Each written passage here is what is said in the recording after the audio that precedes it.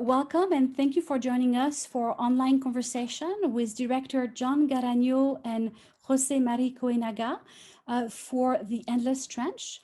It is presented part of recent Spanish cinema. I would like to thank Netflix for providing screeners to our audience. The film opened on Netflix US on November 6th. Do not miss it. We had the pleasure of showing the director's film, previous film, Handia, at the Egyptian Theater in 2018, part of a recent Spanish cinema, and Flowers in 2015, part of our European showcase. So it's really a pleasure to welcome John Caraño and Jose Mari Koenaga for this discussion. Thank you for being with us. Our audience had the chance to see in advance The Endless Trench, and I would love to start by, mentioning that you are a trio of director. Aitor Arregui is not with us today as he's traveling, but we know famous duo filmmakers, from the Lumiere brothers to the Coen brothers. But when, thinking, no trio filmmakers come to mind. So can you share how you started working together? How does it work from screenwriting to directing? How do we divide the task on set? Actually, this is the first time that we are three of us directing. Until now, we were like co-directing, but two of us. The first one, Lucio, was directed by Jose Mari and Aitor. Then Flowers and For 80 Days were directed by Jose Mari and me. Then Andia, it was Giant, it was directed by Aitor and me. And we have one combination less. We need the three of us, to do like the complete situation of all of us. And in that case, we were directing the three of us because the film was shot in two different parts. In the first part, that is the beginning till when he gets fat, when Eugenio gets fat, this is like the end of the first shooting. And in that shooting, Aitor and Jose Mari were in the set, and I was with the editing crew. I was editing. And then in the second part, I was with Jose Mari in the set, and Aitor was with the editors. So we are three of us directing, but never in the set, three of us together. But in the pre-production and in the post-production, we are together.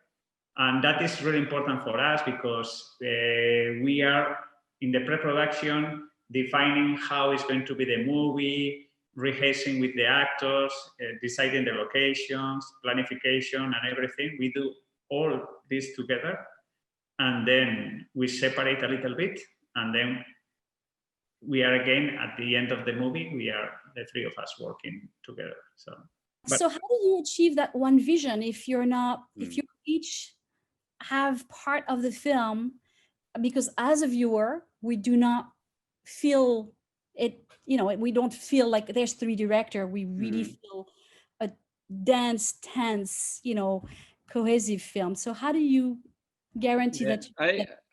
I think that that's a mystery even for us. I mean, we've been working together for 20 years, and I think that we get used to each other, and we know what the other thinks, and we know what is the main goal for each project. So I think that when we work together, we know that it's a collective work.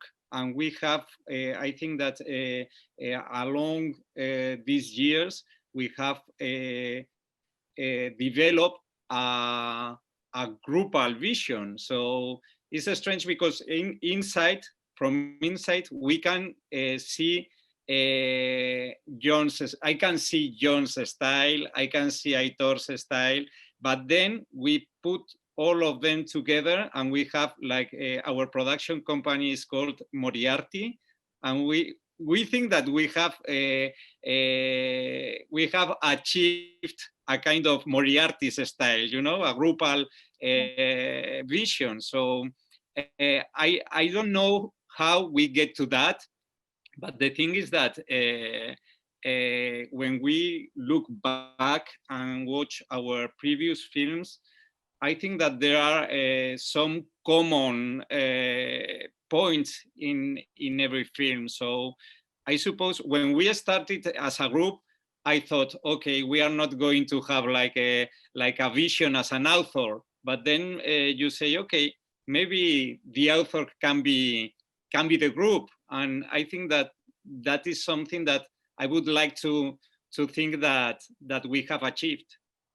And this is because we know each other very well. I mean, this is very important, and it's the clue for everything. I mean, I know Jose Mari and I know Aitor, and we share the vision of the movie in the 90% of the things. And if not, we construct the vision. We discuss a lot in the pre-production, and we decide the film has to be like this. And for us, this is very important because it's like written, and then we know that it has to be like this, and we have this thing there, no? That we have to follow this idea. We have it at the beginning, and we try to be in that idea all the time. No? And knowing each other is really good because we know the strength and the weakness of the other, and these kind of things. But also it's very important because there is also a confidence between us. I mean, I can say whatever to Jose Mari. It doesn't matter if it's a really bad thing. I have plenty of, I don't know how to say it, but it's not a problem to tell him that. And it's the same for him to me. So what we know is that what is really important for us is the movie, not us. I mean, not your vision or what you think in one particular moment about one scene or whatever. What is important is the movie.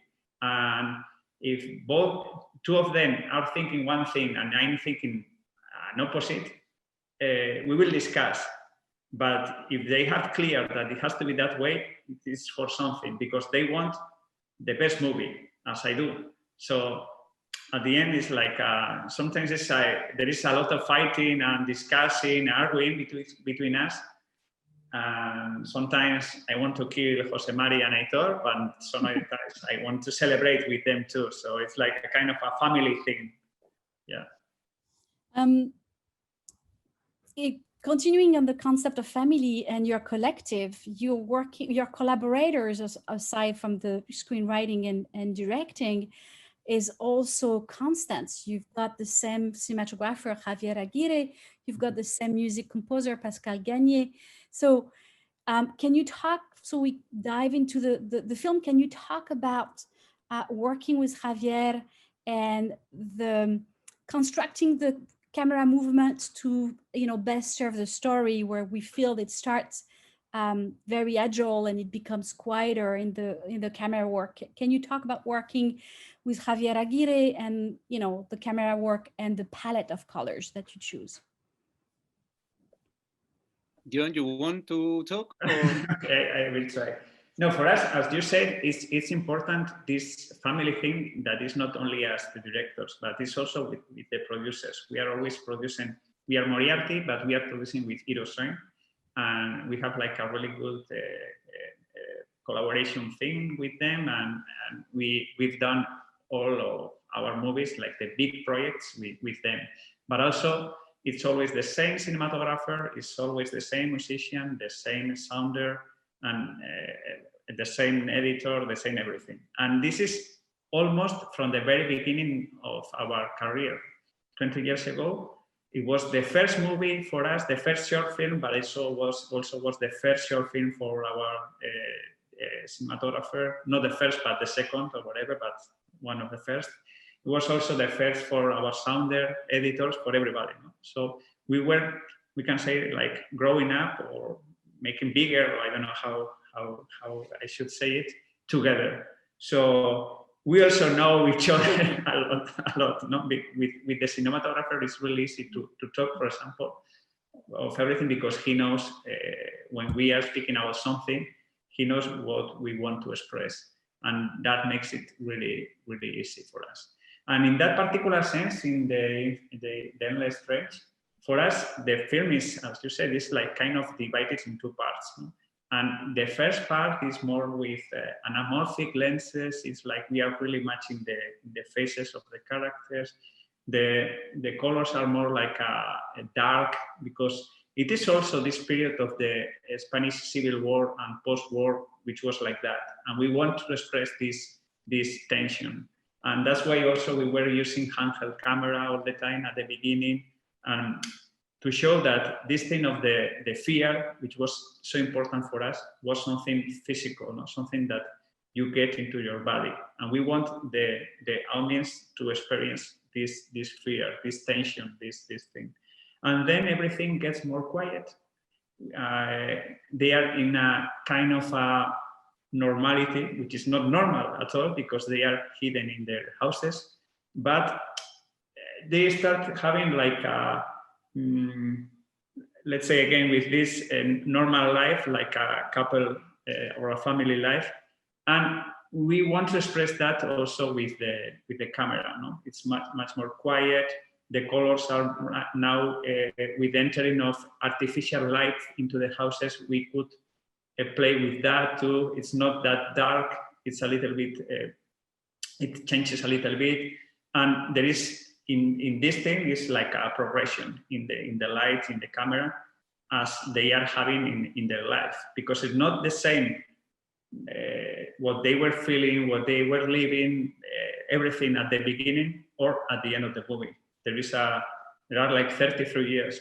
And we need to express this change with the light, with the style, but also with the music that they were listening, the news which were coming from the outside, and also obviously in the relationship of the couple. But I think that for Javier Aguirre, it was a challenge to also. It was a challenge how to illuminate these dark places. I mean, Javi always tries to justify how do you say, where the lights comes from. So it was not easy for him, especially in the first hole, because the only justification was like a little hole in the wall or whatever. So it was not easy for him. And I think that he made a really good job in that case too. And then I think that it was very important how to design the subjective shots, how to show these points of view of Higinio when he's watching when he's looking through the hole in the wall, or through the wardrobe, through the closet. It was not easy to design these points of view, and he did a good job. He created like some how to explain that, John? These kind of shapes that he used to put in front of the camera to create this sense of point of view. And I think that he had to work with the light, but he had to work with other elements too in this movie. Yeah, to give the sense of short space as well. Yeah. Maybe actually we can, say a few things about the film. The Spanish Civil War, the hiding of, or you call it the moles that will stay in hiding until the amnesty law of 1969. So maybe we can go back and what was the inspiration for the Endless Trench? How did you come up with the idea? And until now, with all the films about the Spanish Civil Wars that I've seen, I don't recall hearing about the moles, and I don't recall hearing about individuals staying hidden for 30 years in very close space. Can you talk about the inspiration? Yeah, Well, actually, there are a few movies that have shown a mole. For instance, José Luis Cuerdas, Los Girasoles Ciegos. I don't know the titles in English, I'm sorry. But or Fernando Fernán Gómez did Mambrú se fue a la guerra, like in the 80s, I think. And Los Girasoles Ciegos, I think that is from the 2006 or something like this. So they were treated in fiction, but in another way. But the inspiration for us came from a documentary called 30 Years of Darkness. And in that documentary, they showed different stories of different moles. They talked about different people that after the Civil War, they decided to hide in their houses just because they were afraid, and they thought that they were going to be killed if they, because of their ideas. So when we saw this film, we thought, okay, we think that maybe here we have a story to talk about, not only to talk about the story, the history of Spain, but also to make like how do you say, a kind of exercise or a cinematographic essay, or I don't know how to say it. For us, it was very important since the beginning to be faithful with the point of view. I mean, it was very important that we wanted to talk, to tell this story, being always next to Higinio, to the protagonist. So we thought that that was interesting to use different cinematographic elements as the offside, the sound, how to work with the point of view using the cinematographic elements. So that was our main goal. And then our goal with the story was to answer the question, this question: how would we watch the story of Spain through a hole in the wall, through a window, through different noises? We wanted to talk about 30 years in the story of Spain, but being inside a hole. So that was our main goal. But also it was for us, it was really important to talk about the fear, which is the main topic of the movie. No, at the beginning is this fear is the fear, which is something which is universal and eternal. No, everybody knows what is to feel fear. And in that case, it was very interesting for us because at the beginning, the fear is more like physical. I mean, it's really, if you were out, maybe someone was shooting to you and you will die. So it is like really, you can understand the character. It is this fear. But then also there is like an evolution, because this fear becomes something more psychological, something we like to say that is more like something that is paralyzing you, this fear, and also is a fear for freedom, actually, fear for yourself, no? And this is something that Higinio is living in his own body. No? Something is at the beginning is in one way, and at the end is in another way. And for us, that was it's like something really logical, because it's like 33 years in a hole. So it is normal to think that at the beginning he could be like really, with the strength, and then he's getting a little bit, he's switching off. I don't know if this is a correct term in English, but in a way he's switching off. Yeah. And it's staying on the fear. Your film is really timely. It speaks to us today. As you know, to me, it echoes the political tension and the fear in the US and the danger of militarized political, tribalism.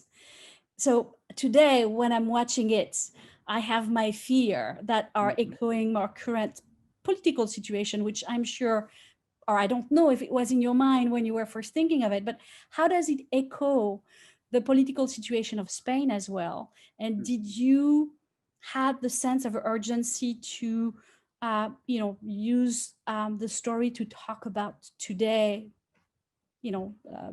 polarization of ideas and an ability to connect and make a compromise?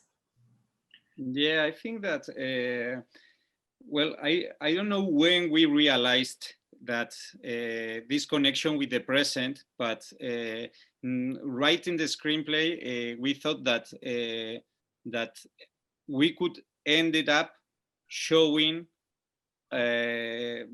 something that maybe the viewer can say, okay, this is connected with nowadays. We think that the last shot in the film is almost the only shot that is not shot being next to Higinio. We go out and we see him through a window. Maybe I'm doing a spoiler, but anyway. And it was a way to say, okay, now he's out and someone else is going to be in. So, and that is connected with the title of the film. The Endless Trench is something like cyclical. It's a kind of the conflicts never end up. Maybe you are for someone the civil war were only 3 years. For Higinio maybe were 30 years. But there are many people that are still thinking in that war, and nowadays they are living like the same ideological conflict. So now in Spain, for instance, we have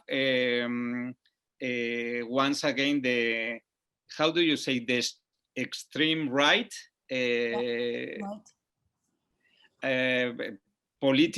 Politicians, they have been like hidden for years, and now they are coming back. So it's something cyclical, and the conflicts still are there. So we think that the film connects with this feeling that we are that we have now in our reality, and I think that is quite global. So I don't know. Yeah, it is global. Maybe across all of your films, your actors delivers really powerful performances. If we think of the Three Women in Flowers and the Brothers of Handia, the cast of for 80 days, but for Antonio de la Torre and Belen Cuesta, it's for both of them, one of their best performance to date. So can you talk about working with the actors and first, did you have them in mind when you were writing? Because sometimes you do. So was it for them? And how do you get with your actor and with Antonio and Belen those type of performance from beginning to end? So actually, Antonio was from the very beginning. We wanted him to be Higinio. So that was, for us, it was a really happy day when he told us that he wanted to do the role. So that was good. And then once we had him, we need Rosa. And we did an audition with some Spanish actresses. Belen was one of, we thought that he could be a good Rosa, but there were some others that we thought that could be good too. And when we did the audition to her, she was really good. Some others were really good too. But we did the last audition with the last 4 actress finalists in the audition with Antonio La Torre. I mean, to see how was the chemistry between Antonio and Rosa, because that's really important in our movie, and we had to feel it. And in that sense, we thought that Belén was playing really good, but also she had a special chemistry with Antonio. So that's why we decided to work with her. She is very famous in Spain, Belén, but she mainly worked as a comedian. And that's why some people was like telling us, but are you sure that are you doing this movie with her? I mean, we were sure, and definitely I think that watching the film, everybody now is sure that, I mean, it was a good election. And for us, it was really good to work with them because they are really good actors. They are giving you a lot.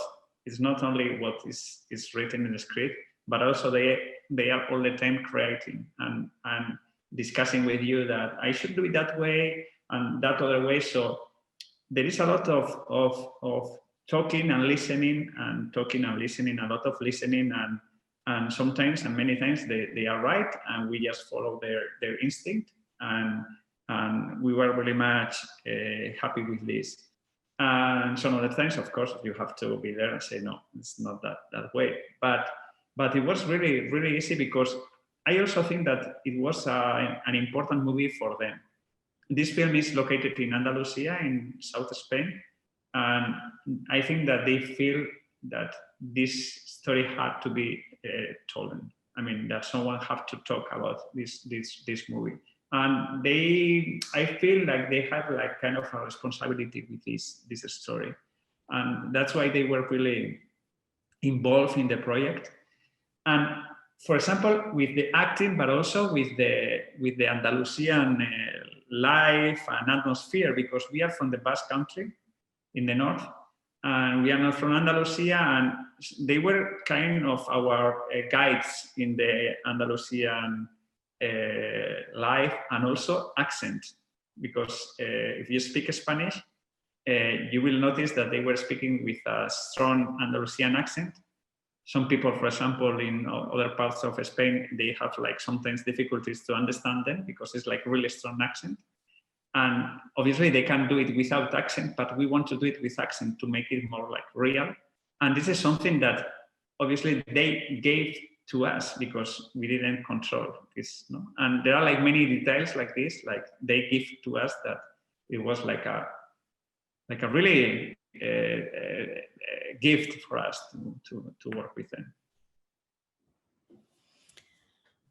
You mentioned the Basque Country, and so I first I want to congratulate you on winning the jury prize for best screenplay and the best director at San Sebastian last year.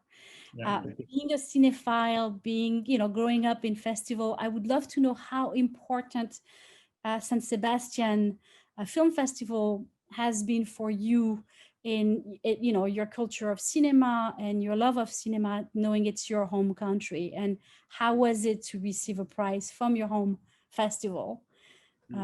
That's that first.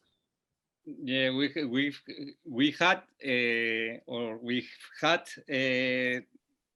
relationship with the San Sebastian Festival at different levels through the years. I mean, we started as a youth jury. How do you say youth jury? Youth jury. Yeah. I only was once. 1 year, but I think that John stayed like many years. How many, John? All of them plus one, because I faked my ID to be again. So I think it was like 6 years. Yeah. No, I only was once, but on the other hand, I was working for the festival once as a how do you say, the person that helps the guests. Guest relation. Yeah. Guest relation. Yeah. Yes. So I was 1 year working in the festival, and then we started to show them our works. So the first time we were there was with a documentary, And then we started with our fiction films. So the first time we were in the official selection of the festival was with Flowers. It was the first time that a film in Basque language was selected in the official selection. So for us, it was like a huge news. So we were very happy with that. And since then, we've been releasing our films, Andia and The Endless Trench. Both of them were in the official selection in San Sebastian too. For us, it is very important because it's a kind of, how do you say, trampoline, a kind of, word, I think. like a shooting. It's the place. It's the ideal place to start the promotion of our films, because San Sebastian Film Festival is very famous in Spain, and then it's a kind of a place where you can watch films that are going to be maybe in the awards next year. So it's a good starting point. And we were lucky with all our films there. So we are happy, but then they say and we say that we have to try to go to another festival, because we are playing at home all the time. So we have to try another festival. So let's see. But it's a pity, because we are very, very happy with them. And some people says, oh, okay, it's easy for you. You are from San Sebastian. You are going to direct anything and they are going to select it. And it's not that way. I mean, it's not easy to be in San Sebastian official selection. And for us, it's been like a huge success for us to be there with our 3 films. Personally, for me, also, it was like in what we were telling about in my cinematic education, or I don't know, was really important, because I always liked movies, but in the San Sebastian Film Festival, when I was 15, 16, or I don't remember, suddenly I discovered a lot of movies that were different, with more author, I don't know. And suddenly I discovered many directors that then I love. No? So that was really important in my education. And I don't know, it's like, it was really important for me first being selected in the festival with Flowers, and then be awarded with Endless Trench, because it's like I don't know, it's a process, no, in your life. You were there, like learning and having fun and thinking and so many things with the movies, and then you have the privilege of showing your movies there, no? And maybe you think, I don't know, this is maybe too romantic, but you think that is someone like you were with 15 years that is watching your movie, and then he also wants, or she wants to do movies, and it's like a cyclical thing that I think is a nice thing. Yeah. I would love to and continue talking about cinema. Did you have a specific film in mind when you were writing or thinking about the Endless Trench, and some cinematographic reference that you had in mind? We can say that for us, our maybe you don't see it in a movie, but I think that for us always, and this is something that it's I think it's clear in this movie, but it's also in the other ones. Is one director, it's very important for us, is Hitchcock. And in that case, in that particular case, sometimes it's like Rear Window, because you have a witness who cannot do anything. No, he's watching everything, but he's not able to act. And for us also, for some particular scenes, it was like a clear inspiration. And obviously he's the master of the point of view. And that in that movie, the point of view, that it was so important that we sometimes follow him. As I was talking about our cinematic education, something that Jose Mari and me, we talk about that many times. When we were younger, no, Jose Mari 12 or 11 years old, I don't know how old we were, but Televisión Española, the Spanish public television, they did a series with Alfred Hitchcock movies. And that impressed me a lot. For me, that was a revelation. And it was also for Jose Mari.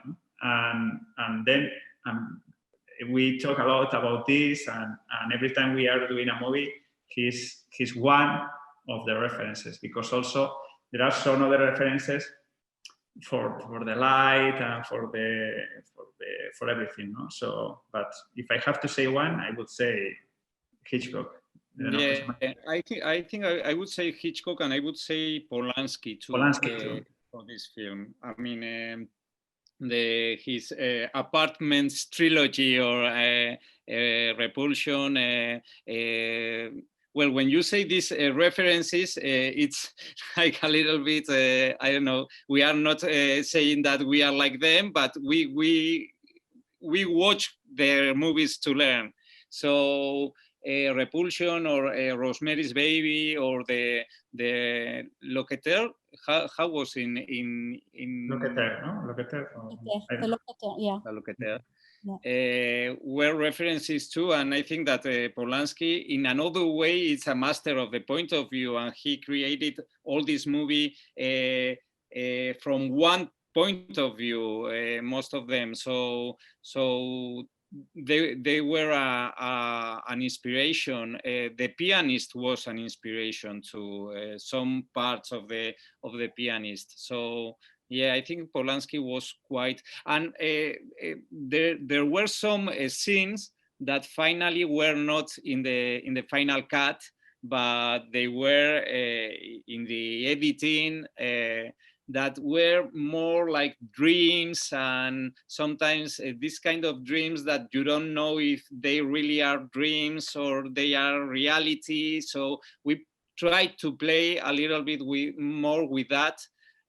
Finally, we take them out, not all of them, but most of them.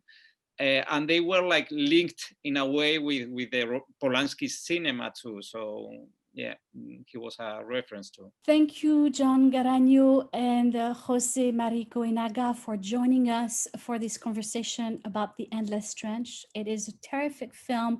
It opens on Netflix on November 6th. Do not miss it. Thank you.